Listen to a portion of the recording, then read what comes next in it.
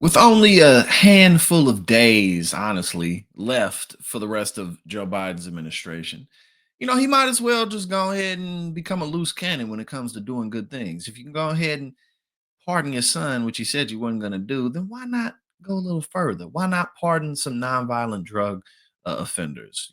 Like for people who have been sitting in prison for weed crimes, even though the country has moved forward with our stances with stuff like that. Why don't you do some of that? Or, as many Democrats as we're about to read are calling for, why don't you forgive more student loan debt? So we're gonna read this article here from Business Insider because I agree.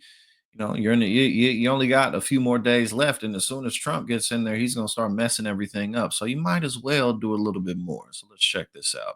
Democratic lawmakers urged Biden to cancel student debt for defrauded borrowers before Trump takes office. Some borrower defense applications are still pending, and lawmakers are pushing for prompt relief. Biden has canceled student debt for over a million borrowers defrauded by their schools.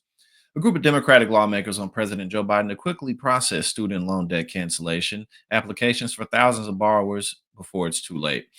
On Wednesday, 75 Democratic lawmakers, led by Senators Dick Durbin and Ed Markey and Representative Maxine Waters, sent a letter to Education Secretary Miguel Cardona urging him to discharge unprocessed borrower defense applications, which are applications student loan borrowers can submit if they believe they were defrauded by the school they attended. If approved, the loans they took out to attend that school would be discharged. With President elect Donald Trump taking office in under 2 months, the lawmakers said debt relief will become a lot more uncertain under his leadership. Uncertain, aka, it's not going to happen whatsoever. Quote, we're here today to demand that the Department of Education delivered on President Biden's commitment to debt relief and process all outstanding borrower defense relier defense relier before President Trump slams the door shut on borrowers on January 20th, Markey said during a Wednesday press conference. Quote, borrowers who attend fraudulent schools and have struggled with debt for years or even decades cannot afford to wait any longer. Again, he has the power to do this, so go ahead and do it. The lawmakers urged Biden during their press conference to cancel the loans of borrowers who applied for borrower defense in the next 50 days. In their letter, they added that the relief should include the thousands of borrowers already approved for relief who are still waiting for their balances to be wiped out. The lawmakers also wrote that the department should use its authority to enact group discharges for borrowers who attended schools with documented histories of predatory practices.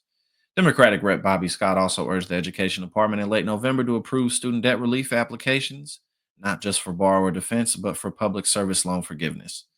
During his term, Trump proposed eliminating the program, which cancels any remaining debt for public sector workers after 10 years of qualifying payments. And again, now we got Linda McMahon as the head of the Department of Education, well, the incoming head of the Department of Education and part of Project 2025. I mean, even before Project 2025, Republicans have been talking about just flat out getting rid of the Department of Education for quite some time. So they're going to do as much of that as they possibly can. They're definitely going to face a lot of pushback, but they're going to do what they can to get their agenda accomplished as much as possible, especially before the midterm elections, where they're certain to face a lot of hardships in the electoral process.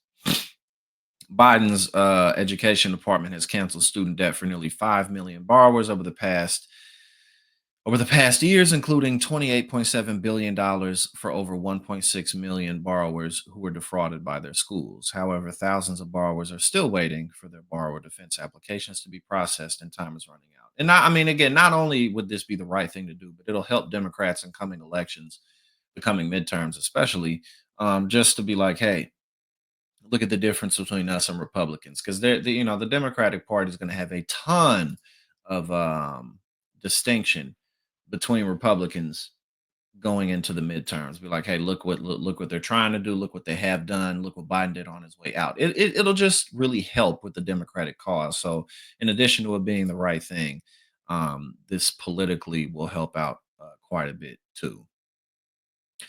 Quote, history shows that a second Trump administration is likely to do everything in its power to prevent these students from receiving relief again, Durbin said on Monday. But our nation's students who are simply trying to better their lives deserve better. So there you go. Again, I definitely agree.